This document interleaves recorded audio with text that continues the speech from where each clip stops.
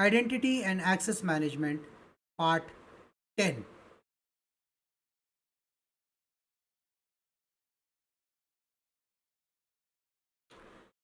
Incomplete deprovisioning.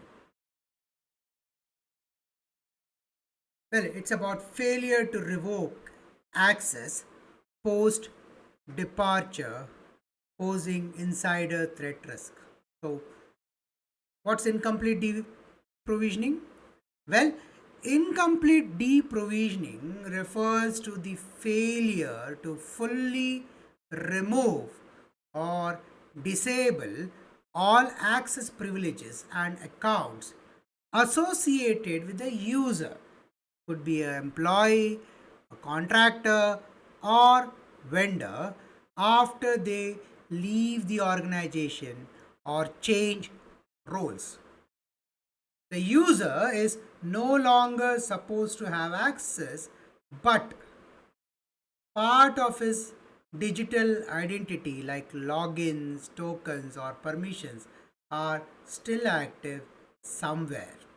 And this user has moved out, indicating the deprovisioning was incomplete.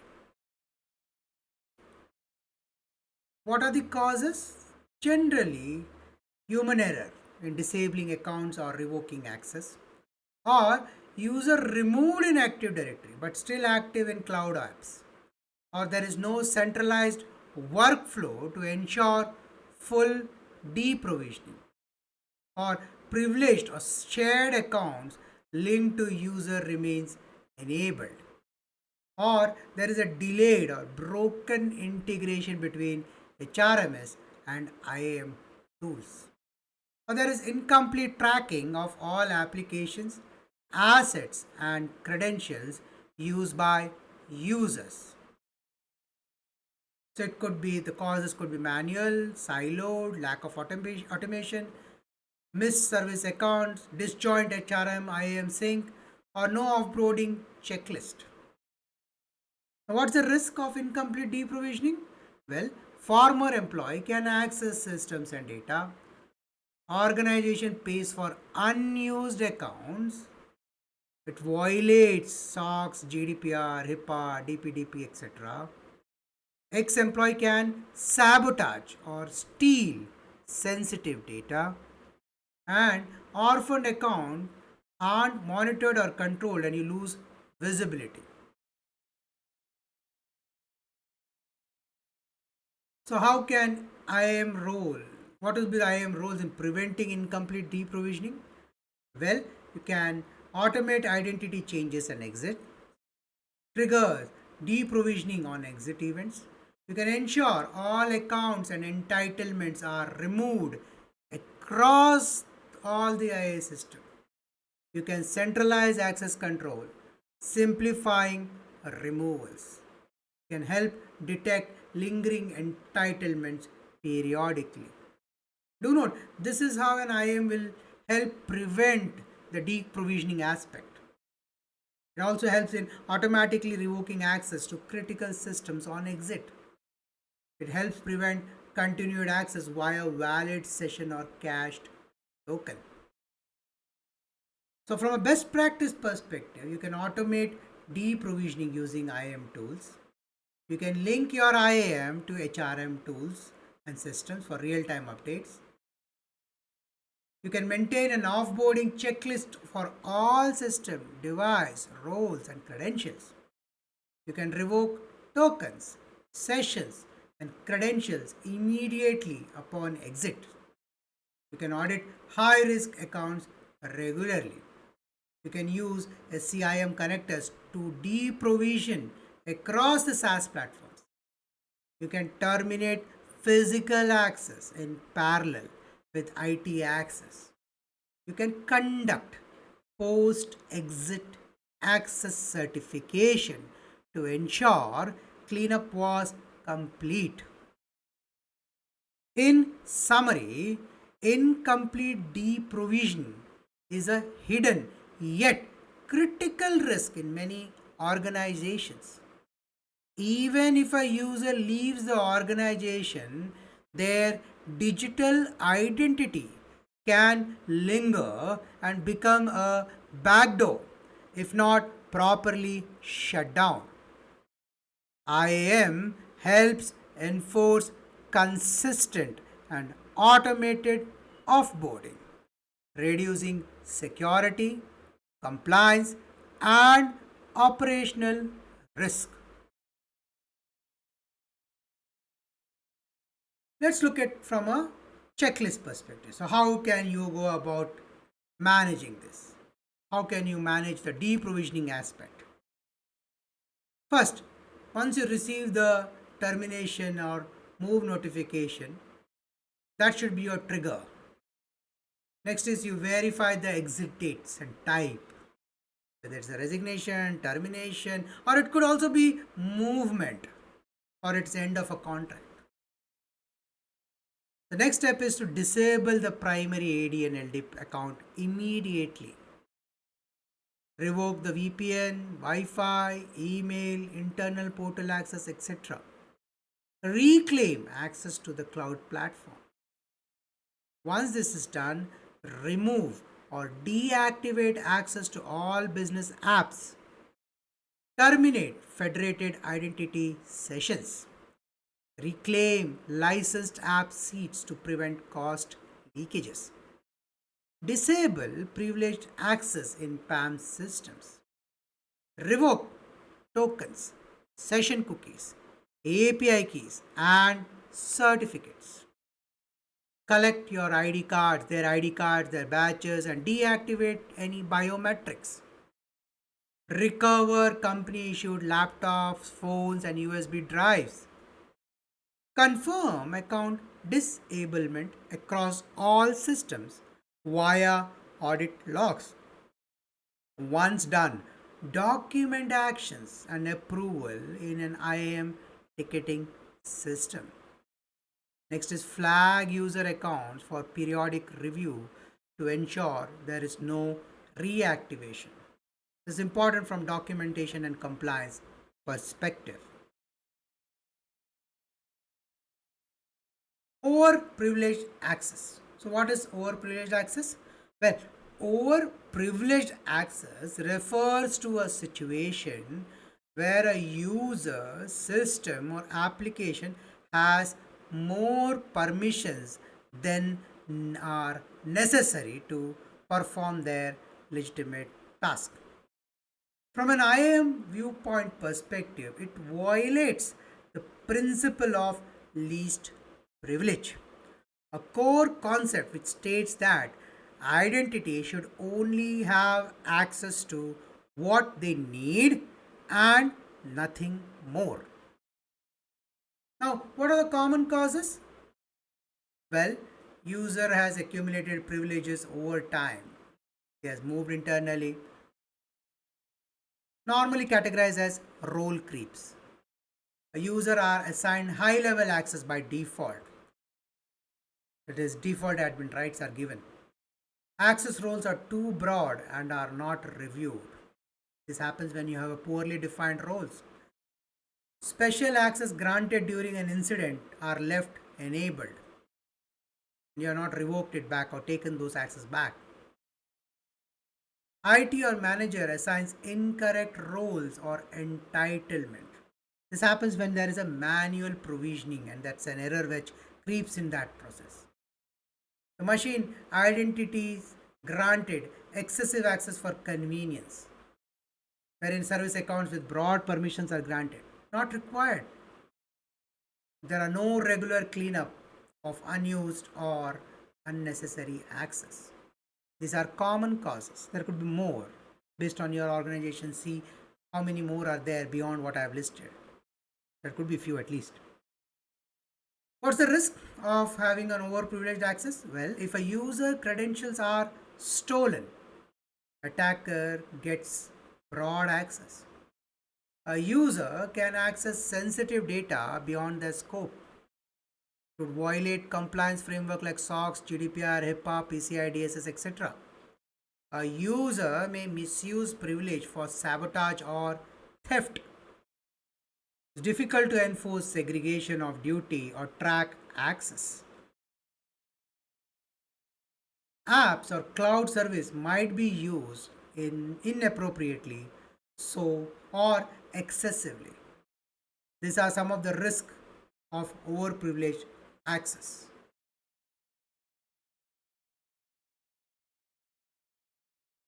So now what are the controls to prevent overprivileged access? Well, you have quite a few. You can limit the access based on the job roles and predefined entitlements.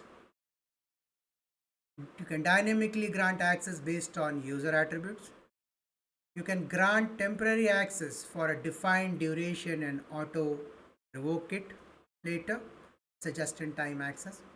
You can manage and audit access to critical admin account. You can periodically review where manager must revalidate the access for users.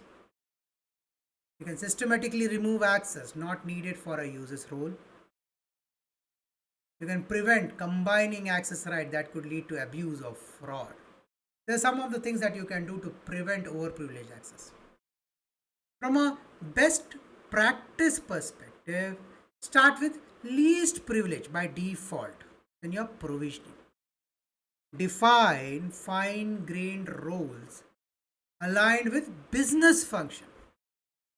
Review the access quarterly at least via automated certification workflow. You can flag dormant or unused access rights using behavior analytics. You can implement just in time or JIT for admin or elevated access through PAM solutions. Use access request workflow with multi level approvals. You can automate entitlement cleanup based on role changes or inactivity. In summary, overprivileged access is one of the most overlooked yet critical IAM challenges. By implementing proactive access governance through RBAC or JIT or SOD and periodic review, IAM teams can significantly reduce the attack surface and meet the compliance obligations.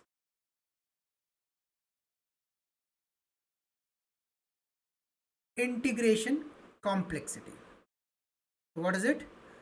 Well, integration complexity in IAM refers to the difficulty and the effort involved in connecting IAM systems with various internal and external applications, platforms, directories, and cloud services to ensure unified identity control.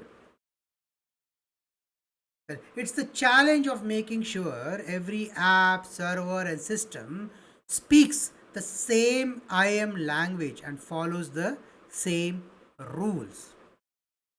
So, why is it complex?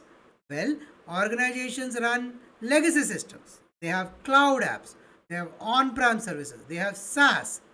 All of them need IAM hooks. It's a heterogeneous environment. The complexity comes in. Some apps may support SAML, others OIDC. Some may require REST APIs or SCIM. So there is a challenge of protocol variability. Some applications don't have built-in support for modern IAM integration. So there is a lack of native connectors. In-house apps often require tailored IAM integration or API development. So you require some customization for built-in apps.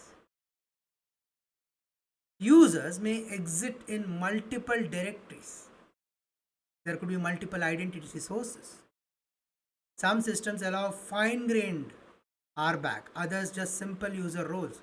So there could be varying level of access control, granularity in your organization. Hybrid setup introduces syncing, latency, and identity duplication challenges. These are some of the complex challenges that you would have to face. And that's integration complexity. So, what's the risk in that? Well, access policy may not be applied uniformly across the system. Multiple unmanaged version of user identity could be there across your apps and systems. Orphaned account and unmonitored entry points could be a big security gap. New joiners would have to wait days to get access due to the manual integration path. IAM tools can't track access or risk without fully integration. So there is a visibility issue. Compliance suffers when systems are outside of IAM governance, which could trigger off failed audits. You will have challenges maintaining the regulation requirement. You would breach almost all of them if this is weak. Higher DevOps effort for integration, maintenance, and updates. So there is an increase in cost. So these are the risks and challenges of integration complexity. So, how do you manage this complexity of integration? Well, first, automate your provisioning and deprovisioning for all supported apps. Use tools with pre-built connectors. Choose your IAM platform with wide integration support. Use SSO to manage access across domains using standards like SAML or OIDC. Enable seamless programmable integration with custom systems. Middleware to connect IAM to fragment or legacy apps. Use your orchestration platform that can connect all of these. Your legacy apps, your other systems, your middleware, all of this should be integrated so that orchestration is possible correctly. Use a unified identity store to reduce syncing conflict. Centralize your directory. Create your integration playbook. Create standard templates and governance workflow per system types. Monitor broken syncs, stale connection, and unsupported apps list regularly. This helps you with your audit integration health. From a best practice perspective, how do you simplify integration? Well, standardize on SSO protocols where possible. Prioritize API and SCIM ready apps during vendor selection. Maintain an IAM integration inventory with status and risk levels. Phase integrations using risk priority. Use cloud native IAM platform for plug and play with SaaS. Automate testing of IAM integration post updates or mitigation or migration. Train dev and apps team on IAM protocols early in the system designs. In summary, integration complexity is one of the top roadblocks in scaling IAM effectively. Without a smart integration strategy, IAM systems can't deliver unified control or provide visibility or give you compliance. The solution lies in using standards like SCIM, SAML, OIDC, and APIs, backed by strong governance, automation, and platform support. Let's now look at the checklist aspect. How do you go about and prepare for integration? First step is define IAM integration goals, aligning with your business and compliance priority. Next, establish roles and responsibilities for IAM integration teams. Identify authoritative source of identity. Next, map your existing identity silos and resolve duplication issues. Clean your act first before you do the next step. First, you get a visibility, remove the duplicates, decide on a central authority source. Is then once done, then you move to the next. Catalog supported protocol for each systems. Document unsupported or legacy system that may need custom integration. Create an up-to-date list of all internal and third-party apps requiring integration. Classify apps by criticality, access risk, and integration priority. Check if existing IAM platform offers native connectors for key systems. Assess API readiness for custom or third party apps. Ensure integration plans meet applicable regulations. Define integration plans, meet application, define audit and login requirement for each integrated systems. Plan ongoing monitoring for integration's health and connector lifecycle updates. I hope this helps you with your checklist, helps you start your trigger points as to how to go about with it. If you have something in addition to this, please comment. If you think this has helped you, build on it. If this is your start, then this is a good start point where you can start building how you want to go about managing the integration, how the checklist should be. IAM and zero trust architecture.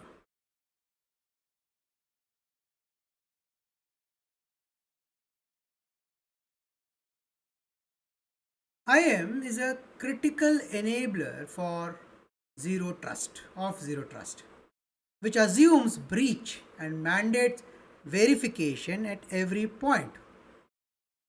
IAM tenants in zero trust are continuous authentication, context aware authorization, device and network posture checks, micro-segmentation, and just in time access. So let's start. What is continuous authentication? Well, continuous authentication is a security method that doesn't stop at login. Instead of authenticating a user just once at the start of a session, the system continuously verifies the user's identity throughout the session using context, behavior, and risk indicators. It asks, is this still the right user? Every few seconds or actions without interrupting the workflow unnecessarily. So, why is it important in zero trust IAM? Well, zero trust assumes never trust, always verify. Traditional IAM authentication authenticates only once at the login, which leaves a blind spot during the rest of the sessions. So, if a credential is stolen or a session is hijacked, there is no checkpoint until logout.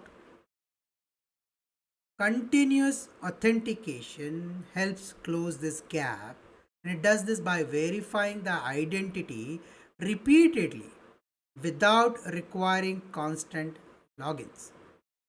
It closes the gap by detecting anomalies during active sessions. It closes the gap by triggering actions like step up authentication or session termination or restricted access. Now, if you have experience wherein you have logged in, but in between you try to access a particular system, you again get a password to be entered or an app to approve it or a key that need to be entered. This is part of your behavioral change monitoring. It's continuous authentication. If you have experienced this, your systems, your organization already has this in place in some form and shape. What are the inputs required for continuous verification? Well, it has behavioral biometrics, contextual signals, risk signals, or session analytics. Example, typing patterns, mouse movements, screen navigations, or it could be IP address or device IDs or location or time of the day, or impossible travels or device spoofing, bot like behavior. Now, what's impossible travel? Well, you logged in from a X country, and within minutes you are in a Y country from an IP address that is can be identified.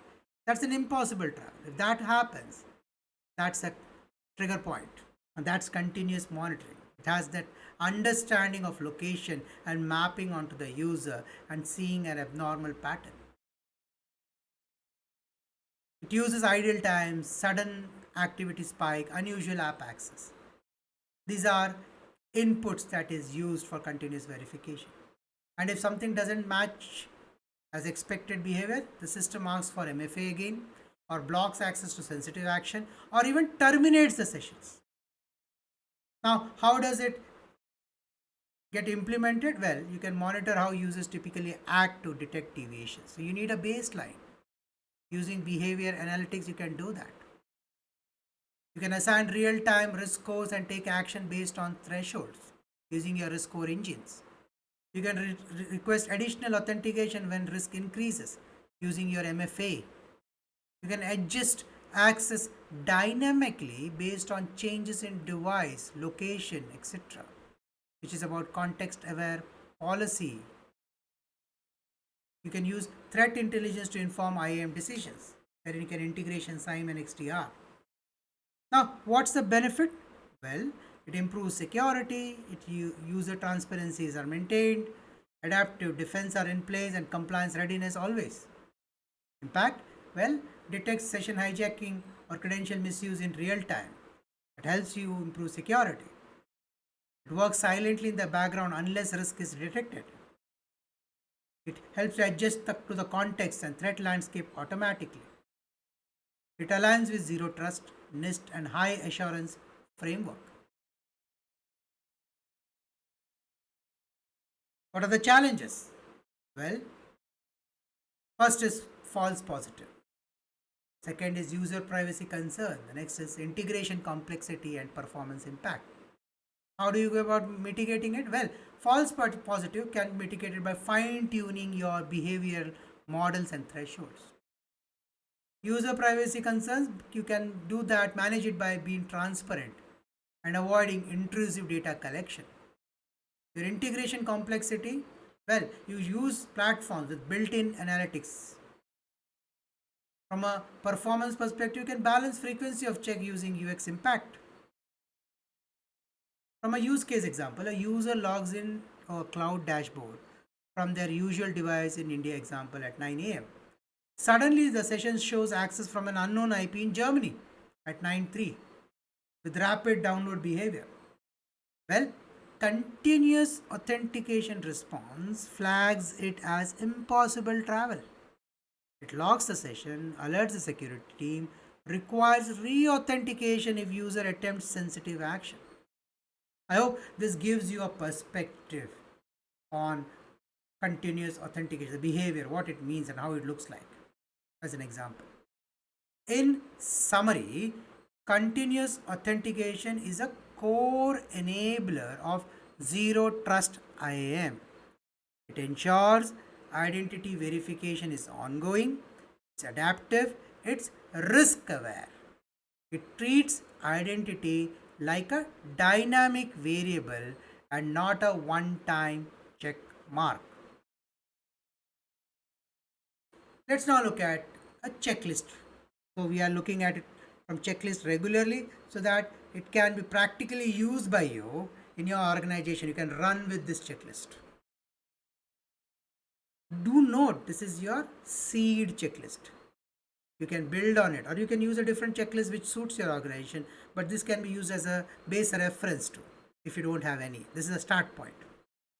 Do note this is not comprehensive, but it gives you an indication how to think when you want to move in this direction. So, for starting with, for continuous authentication, you can start by defining your zero trust objectives, including continuous authentication as a goal. Need to get stakeholders buy-in. Once done, ensure user identity are unified and not duplicated across systems. That's your consolidation. Inventory your devices, location, login behavior pattern, create your baseline. Evaluate tool that supports behavioral biometrics or session analytics.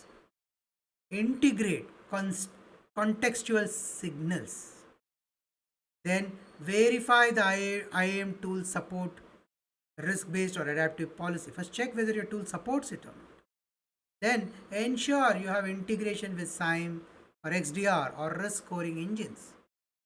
Define thresholds for risk levels and corresponding IAM actions. Test step up MFA, session termination, or restricted access workflow. Address user privacy concerns through policy and transparency. Establish real time alerts and post incident workflow for suspicious sessions.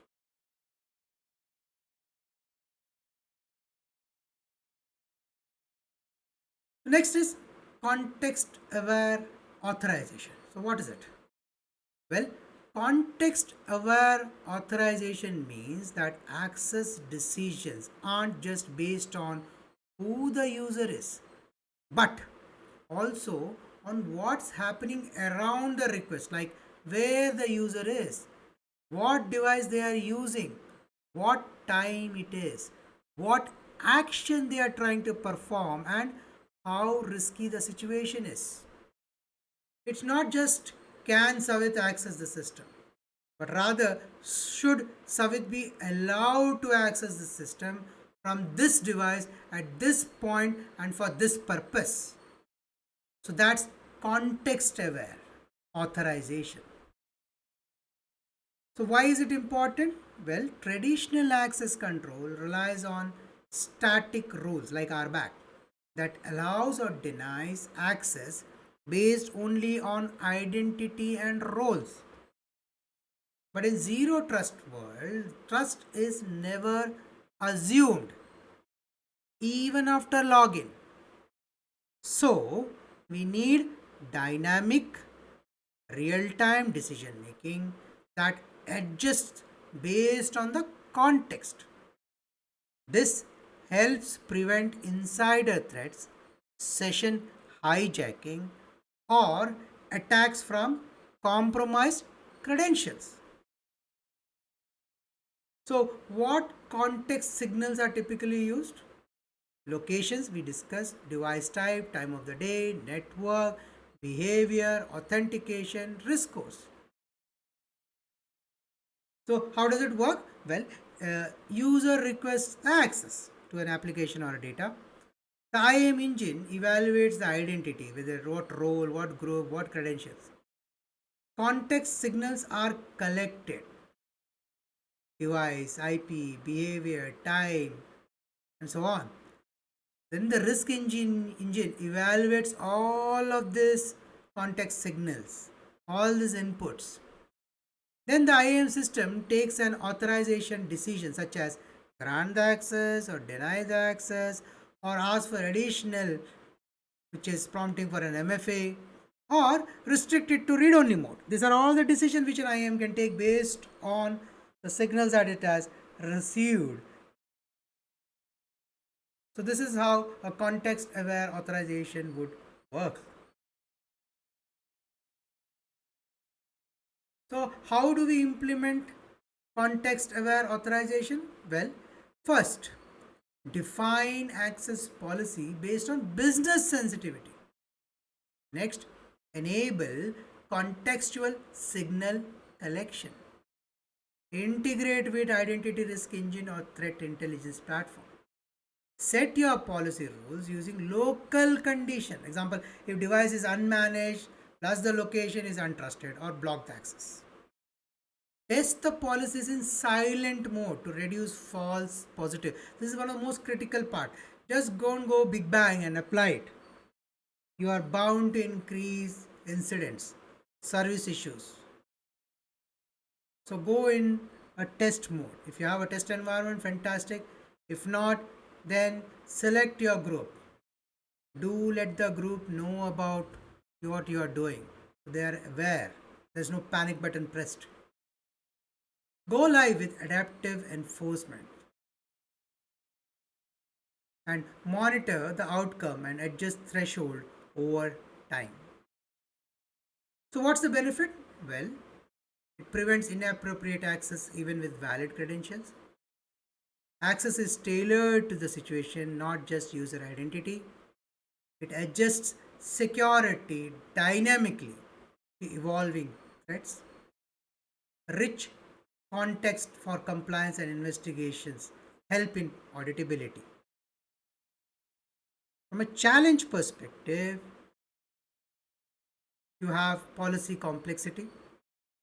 To mitigate it, start simple and then refine over time. The second challenge is integration with legacy systems.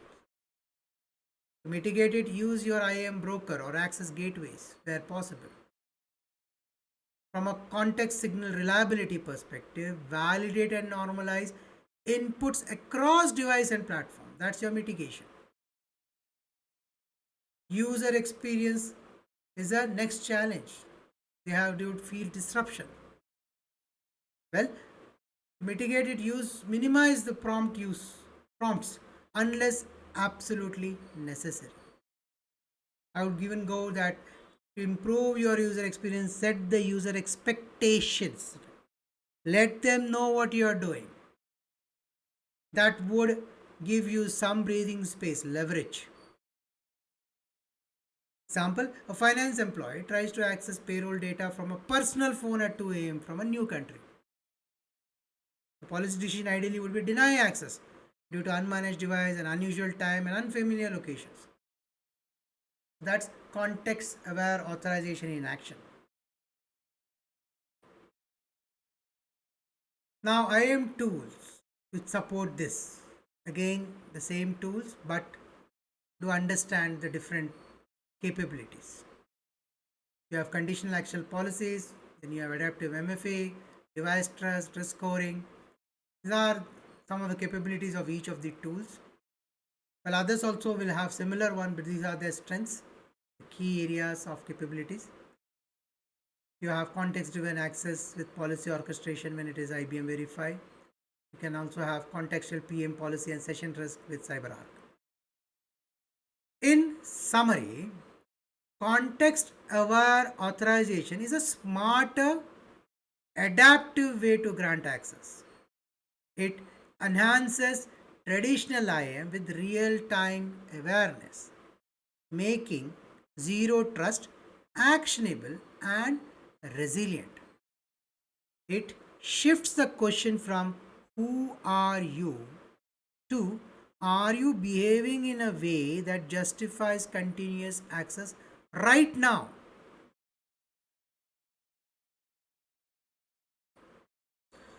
Let's go with the checklist aspect from that perspective. You start by defining risk based access policy aligned with business functions. Then obtain executive and stakeholder support for dynamic access control. One of the most critical and overlooked aspect, and this is the time if not done, you get major pushbacks. And in worst case scenario, you have to shelf what you are doing completely. Hence, obtaining stakeholder and executive support is important. The most critical one before you even move forward a step. Ensure visibility into user devices, network location, and time-based activities. That's important for signal collection. Classify application and data based on sensitivity and access risk. Once done, ensure your IAM platform supports contextual policies. Integrate your threat intelligence and risk scoring. Create a logical access rule. What's allowed, what's denied, what requires MFA based on your context. That logic should be very clear. Set thresholds for common access scenarios. Pilot the policy in monitor only mode to observe real world impact. Ensure fallback flows. That is, do not block productivity unnecessary. That's your approach to start with. Define how would you escalate, what would be your procedure, how do you flag any access attempt. Last is enabling logging and reporting for contextual access decisions for audits, a critical aspect. to know whether your system works or not. And how do you know it works? So the last part of logging and reporting is key. Next, what is device and network posture? Well, in a zero trust IAM setup, who you are isn't enough. We also need to know where you are coming from and what you are using. So the device posture check means if it checks if the device is secured and trusted, is it registered or managed by the organization, has required security settings enabled, and is it compliant with the policy. That's your device posture, device. From a network posture perspective, this means checking if the network is a corporate network or a public Wi-Fi. Is it coming from a trusted location? Does it has no signs of attack, VPN misuse or IP reputation issues? Does it match policy rules? So that's your finding your device and network posture. So why is it important? Well, even if the user logs in with the correct credentials and MFA, threat still exists. Device may be compromised with malware. Access may happen from a risky location. VPN may mask the real intent. So, to remember, zero trust is never trust. Always verify, including the device and the networks. Including device and network. So, these two components are included when you say don't trust but verify. Verify your device and networks. How it works in IAM? Well, IAM tools assess postures using the following step. First is device posture, that is, it checks the device if the device is enrolled in endpoint management. It verifies the security configuration. It checks for device certificate or compliance tags. That's your device perspective. From a network perspective, it inspects IP address, network location, ISP type. It may use your threat intelligence service to evaluate the IP risk. It considers VPN or proxy usage and geo IP lookups.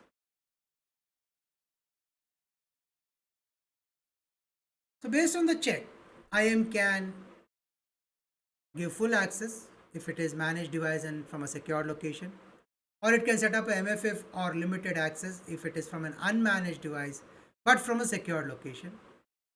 It can set up MFA or the restricted access if it is a managed device but from a suspicious network, or it can completely block the access if it is an unmanaged device from a suspicious network.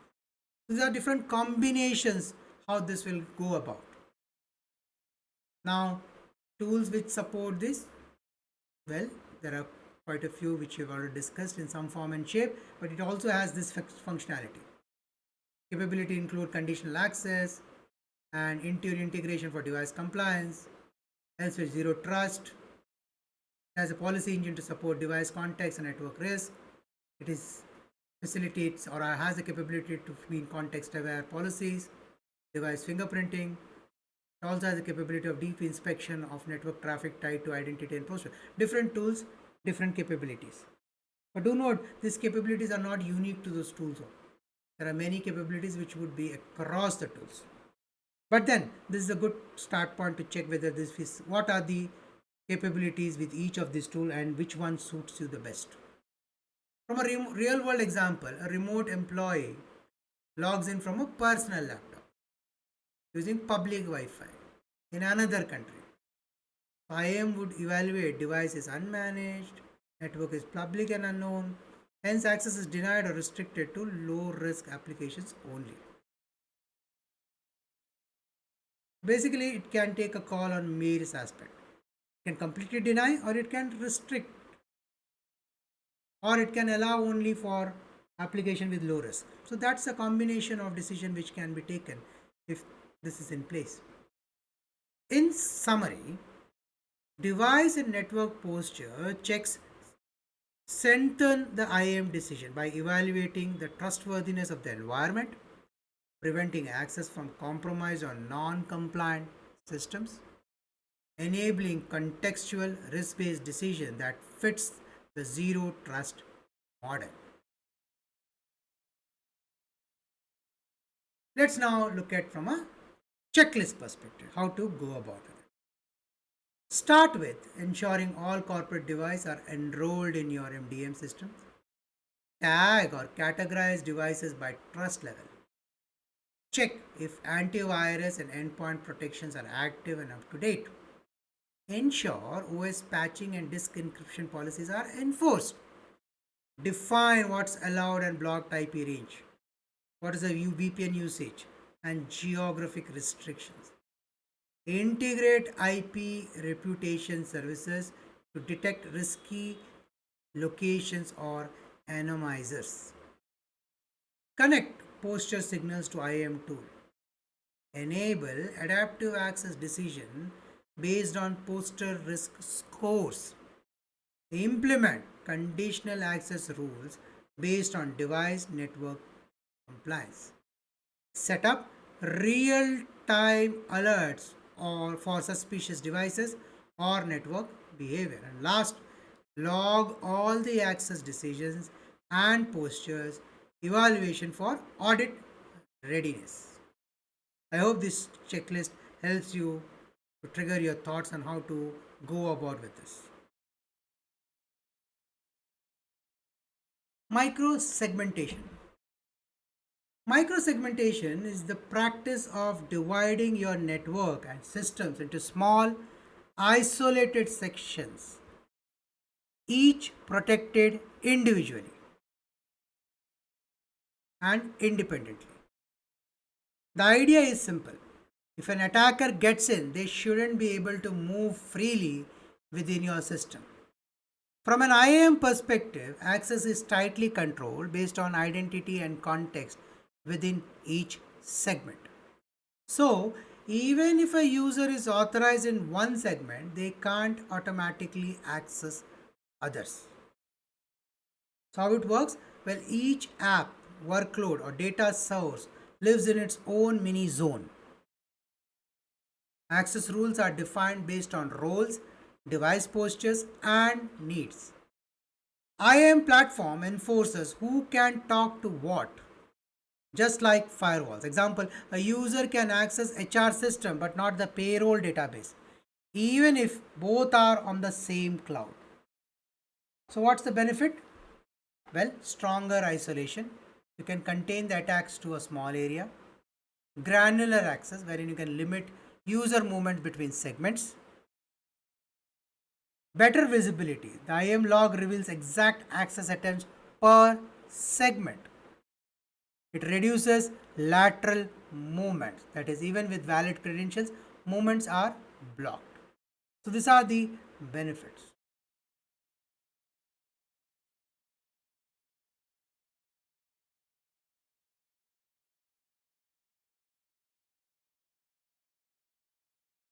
Just in time access. What is JIT? Well, JIT access means that user or admins are given access only when needed for a short time and then it's revoked automatically. Think of it like a one time password for accessing systems available only just in time. From an IAM perspective, just in time is a dynamic access control method that prevents standing privileges. It applies especially to privileged accounts, reducing the risk of abuse or credential thefts. So, how it works? Well, a user requests temporary access to a system or function. The IAM platform evaluates the context who, when, what, and what risk. If approved, access is granted for a limited period, maybe example an hour. Access is automatically revoked after the task is done and session is logged and ready for auditing if required. What's the benefit? Well, no one has permanent access. Even stolen credentials expire quickly, hence can't be used or reused. Every JIT sessions is recorded and reviewable, and no more forgotten admin rights. That's the benefit we derive. So how they work together in zero trust? Well, micro segmentation shrinks the access zone. JIT access, it grants dynamic timed access inside those segments. Example, a DevOps engineer needs to troubleshoot a server in a sensitive finance subnets. IAM checks the request, grant access just for 30 minutes and only to that micro segment. After that, the access is revoked. From a tool perspective, you have quite a few.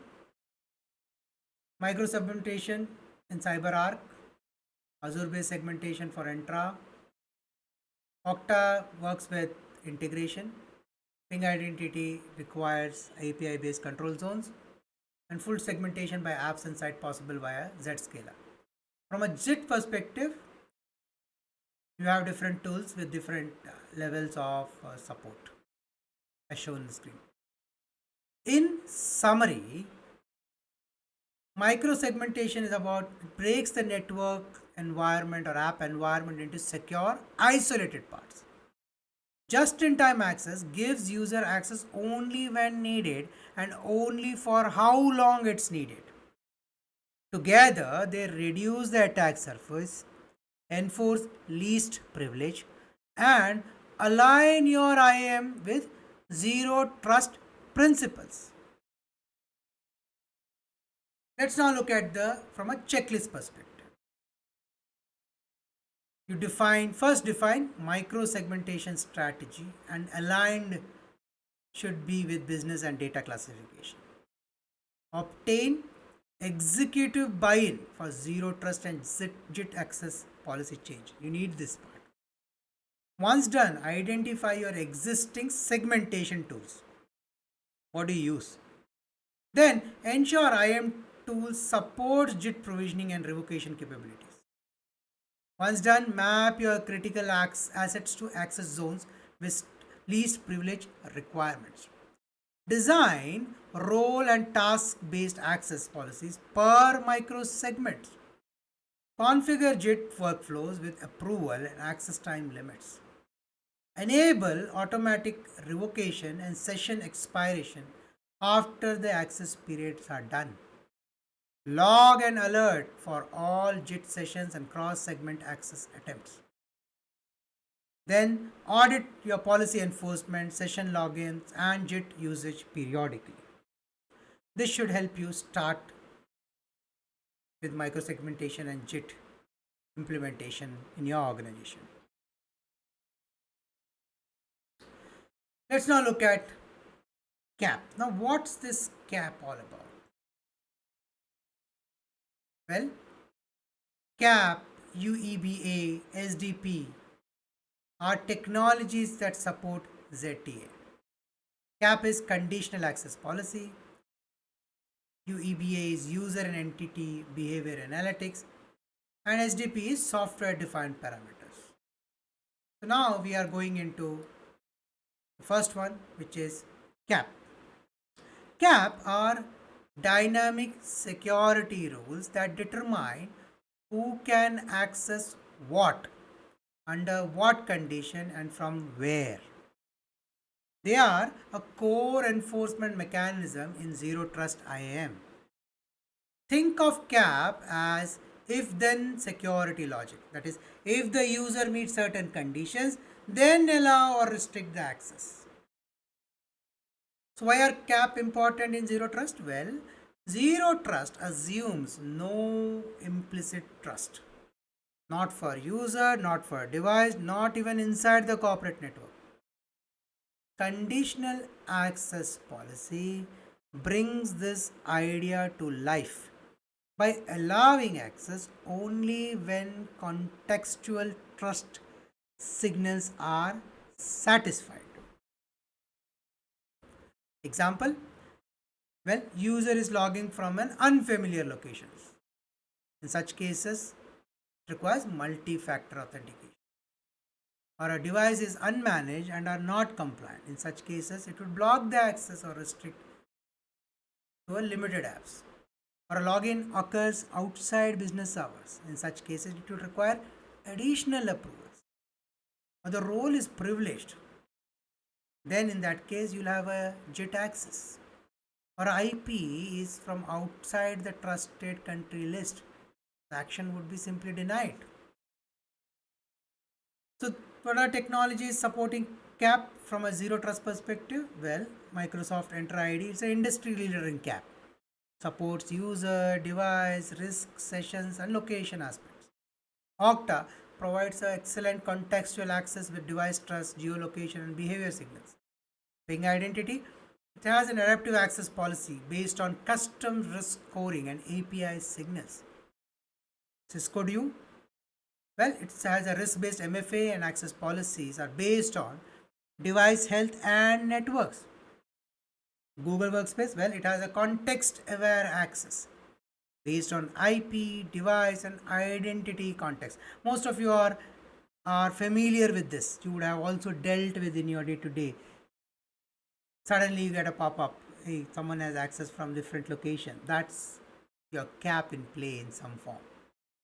IBM Security Verify, it has a policy-based access decision model using behavioral analytics. So how CAP works in practice? Well, user initiates a login. The CAP engine checks who is logging in, from where, with what device, at what time, what's the user role and sensitivity of the resource. Now, based on this signal, the CAP engine might allow or request MFA or grant limited access or deny it altogether. And every decision is logged for audit compliance. So now let's look at a scenario. Privileged identity access is granting domain admin access only after behavioral scoring. Remote workforce security, well, ensuring access only for managed laptops. The BYOD enforcement, that is blocking access to sensitive data from personal device. Compliance mandate, that is enforcing data redundancy. So what's the benefit of CAP in zero trust? Well, it's tailored rules per user, per app, per location, or per session. There's a granular control here. It has a dynamic response to real-time risk signaling. It works across thousands of users without a manual review. Its decisions are logged and available for forensic and compliance review. So, from a best practice perspective, start with baseline protection, which is block legacy protocols and enforce MFA. Expand by role and risk. Test caps using simulations before full deployment. Simulation is key, so your deployment is also smoother. The more the simulation, it assures a smoother implementation. Review logs regularly for false positives or gaps. Combine with analytics and posture signals for maximum effectiveness.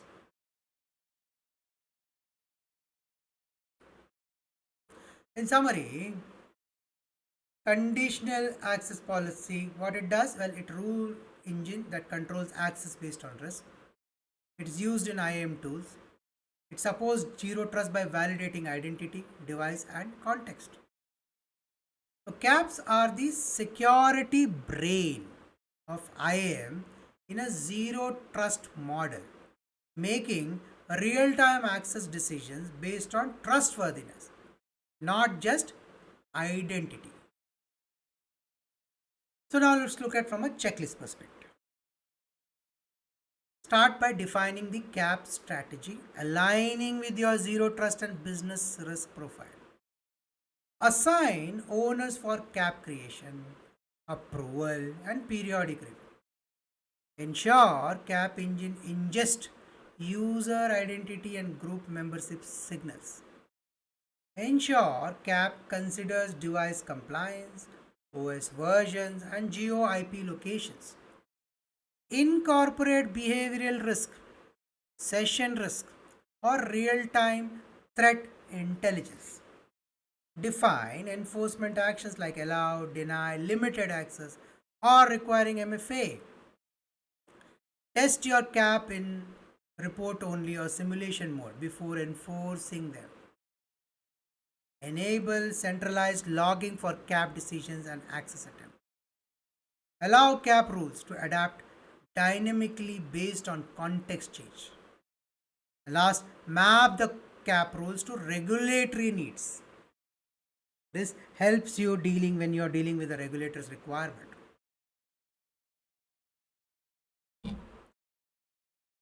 Comparative table for CAP features.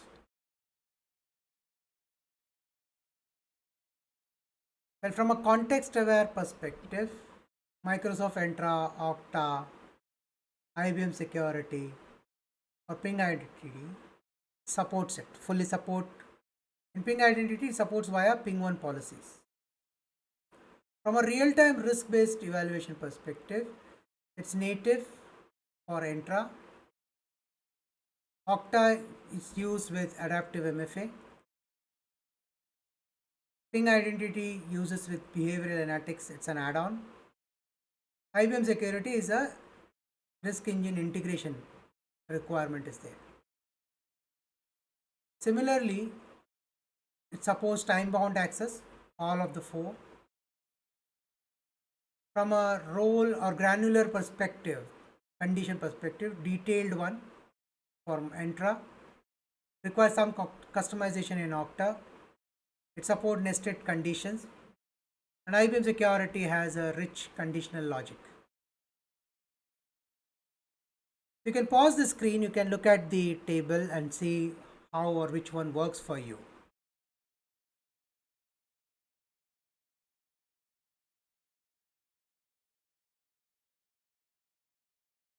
With this, we come to end of part 10 of this series.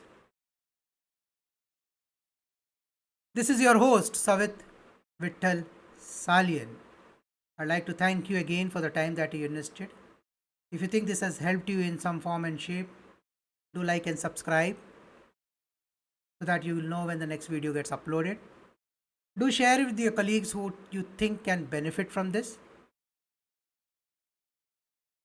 See you in part 11. Namaskar.